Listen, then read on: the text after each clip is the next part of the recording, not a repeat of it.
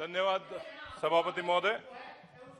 आज मैं ministry of commerce and industries की डिमांड्स फॉर ग्रांट्स के समर्थन में बोलने के लिए खड़ा हुआ हूं।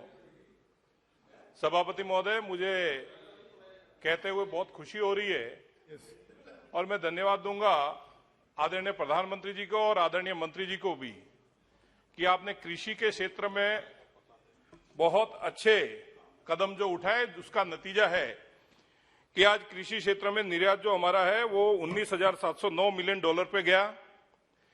जो गेहूं निर्यात हम लगभग 4 गुना उछाल आया और चावल की हमारी जो विदेशी मुद्रा अर्जित करने में हम शीर्ष पे रहे। मेरा क्षेत्र अध्यक्ष महोदय पूरा कृषि से रिलेटेड है।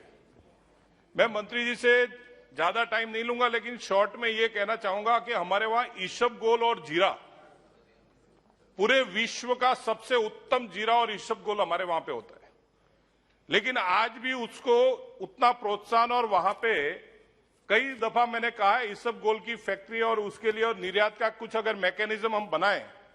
हमारे लोगों ने वहां पे कोशिश की है, हम कोशिश भी कर रहे हैं, लेकिन उसको निर्यात में इतनी सफलता नहीं मिली।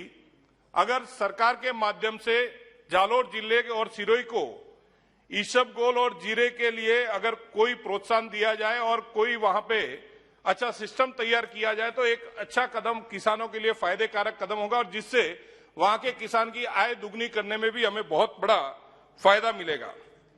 एक और विषय अध्यक्ष महोदय, हमारी जब फॉरेन ट्रेड पॉलिसी बनती है उस दफा भी कई जो हमारी सेक्टर्स होते हैं, उन सेक्टर्स के जो एक्सपर्ट हैं, उन एक्सपर्ट को भी लेके हमें कुछ विषय जो है ऐड करने चाहिए। मेरा जो एक विधानसभा क्षेत्र है अध्यक्ष जी, मैं उसका उदाहरण दूंगा। हम लोग स्टेनलेस स्टील में काम करते हैं।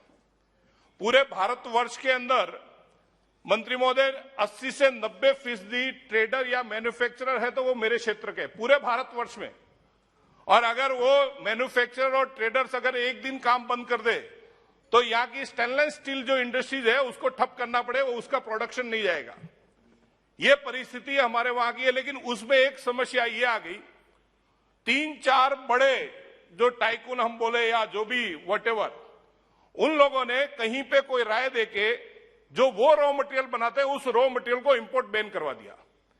अध्यक्ष जी, एमएसएमई इंडस्ट्रीज और हमारी जो छोटी छोटी इंडस्ट्रीज है जो आत्मनिर्भर भारत के तहत या भारत के अंदर काम करना चाहती है, उस इंडस्ट्रीज पे इसका गहरा असर हुआ। उस इंडस्ट्रीज का फिनिश गुड जो है, वो फिनिश गुड उसको रॉ मटेरियल नहीं मिलने के कारण वो किसी बड़ी इंडस्ट्रीज के अंदर काम नहीं कर पा रहे। मेरा आपके माध्यम से सरकार से निवेदन है कि जो रॉ मटेरियल भारत के अंदर शॉर्टेज है या भारत के अंदर नहीं बन रहा है, ऐसे रॉ मटेरियल को इंपोर्ट बैन नहीं करना चाहिए। जरूर उसके ऊपर आपका जो भी एक सिस्टम है, चाइना से हम बैन करना चाहते हैं, आप चाइना से बैन करिए, लेकिन दूसरी कंट्रीज जो हमारी है, जो वहां पे मैन्युफैक्चरर है, वहां से अगर आता है तो उस इंडस्ट्रीज को भी हम बचा सकते हैं, वो इंडस्ट्रीज भी सर्वाइव कर सकती है। अभी जैसे मेरे मित्र अजमेर से सांसद साहब बोल रहे थे मार्बल ग्रेनाइट पे, सभापति महोदय आज मेरे जालोर जिले का ग्रेनाइट सबसे उत्तम ग्रेनाइट, और नई लोकसभा जो बन रही है उसके अंदर जालोर का ग्रेनाइट आ रहा है।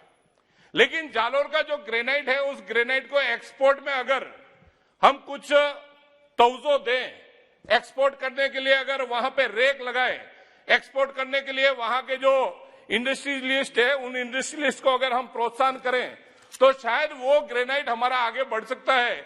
और अध्यक्ष जी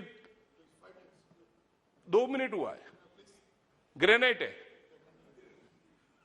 मेरा आपसे निवेदन है कि उसको अगर हम प्रोत्साहन दें तो शायद वो ग्रेनाइट भी एक्सपोर्ट क्वालिटी का हम वहां पे दे सकते हैं और उससे हमारे वहां की जो इंडस्ट्रीज है वो सरवाइव करेगी।